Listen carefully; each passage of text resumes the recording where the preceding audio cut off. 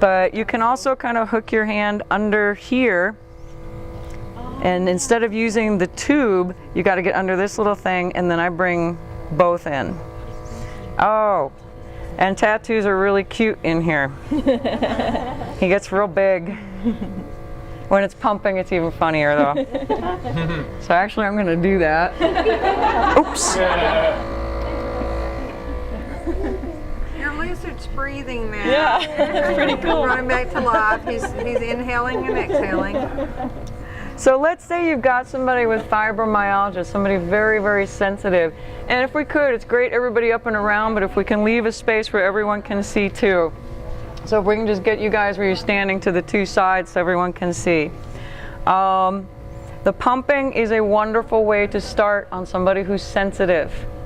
So turn it to the pumping, and you feel the difference? I mean, how light it feels now?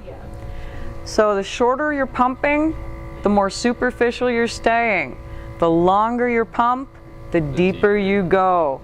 If you leave a cup sit, it goes deeper and deeper and deeper. If you move it, and you move it quickly, you stay superficial. Does that make sense to everybody? And when I'm sitting here with this pumping, it's not static suction. I could leave this on her 5 minutes, no problem, because the pumping is not drawing congestion. It's actually getting the area to pump. Does this make sense? Okay. You're looking like you're about ready to fall asleep. You need lunch? Yeah. It's hot in here too. I think that's part of it. So we'll ask them if they can turn that up for us.